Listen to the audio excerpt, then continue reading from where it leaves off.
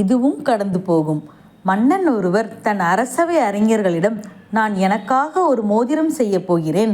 இக்கட்டான கட்டத்தில் படித்தால் எனக்கு உதவக்கூடிய ஒரு சுருக்கமான செய்தியை அதில் வைத்திருக்க விரும்புகிறேன். அப்படி ஒரு செய்தி வேண்டும் என்று கேட்டார். பலமுறை முயன்றும் அரசவை அறிஞர்களால் இக்கட்டான கட்டத்தில் படித்தால் மன்னருக்கு உதவக்கூடிய ஒரு சுருக்கமான செய்தியை கண்டுபிடிக்க முடியவில்லை. மன்னரிடம் ஒரு வயதான வேலையாள் இருந்தார். மன்னர் அவரை ஒரு வேலையாளாக கருதுவதில்லை. வயது நிமித்தம் அவரிடம் மிகவும் மரியாதை வைத்திருந்தார் மன்னர். அந்த வயதானவர் மன்னருக்கு உதவ முன்வந்தார். அவருக்கு ஞானி ஒருவர் கொடுத்த இக்கட்டான கட்டத்தில் படித்தால் உதவக்கூடிய செய்தியை மன்னருக்கு கொடுத்தார். கொடுக்கும்போது, இதை படிக்க வேண்டாம், மோதிரத்தில் வைத்துக் கொள்ளுங்கள். எல்லாமே முடிந்து விட்டது, வேறு வழியே இல்லை என்னும் சமயத்தில் இதை திறந்து பாருங்கள் என்றார்.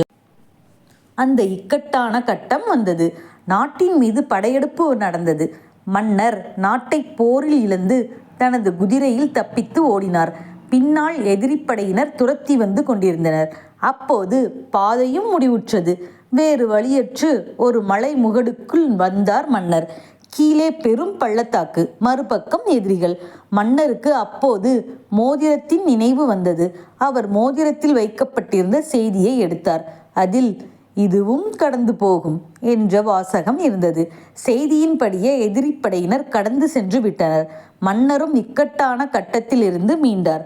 பின்பு தன்னுடைய படைகளை திரட்டி கொண்டு திரும்பவும் போராடி வெற்றி பெற்றார். மன்னர் தலைநகரத்தின் வெற்றியோடு நுழையும் போது கோலாகலமான வரவேற்பு கொடுக்கப்பட்டது. மன்னர் தன்னை பற்றி பெருமையாக உணர்ந்தார். மன்னரோடு இருந்த அந்த வயதான வேளையால், இதுவும் சரியான தருணம், அந்த வாசகத்தை திரும்பவும் பாருங்கள் என்றார். மன்னரோ, என்ன சொல்கிறீர்கள்? இப்பொழுது நான் வெற்றி பெற்றிருக்கிறேன். மக்கள் கொண்டாடி கொண்டிருக்கிறார்கள். நான் இக்கட்டான நிலையில் இல்லையே என்றார். அந்த வயதானவர், அந்த செய்தி எந்த தருணத்திற்கும் ஏற்றது. நீங்கள் தோல்வியுற்ற நிலையில் மட்டுமல்ல, வெற்றி பெற்ற நிலையில் கூட அச்செய்தி மாறாது.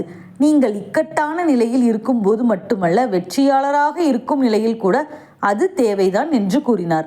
மன்னர் தன் மோதிரத்தில் இருந்த இதுவும் கடந்து போகும் என்ற செய்தியை மீண்டும் படித்தார். மகிழ்ச்சியான வெற்றியான நிலையிலும் கூட அமைதி அவரை ஆட்கொண்டது. வெற்றியும் தோல்வியும், துன்பமும் இன்பமும் மகிழ்ச்சியும் கடந்து போகும்.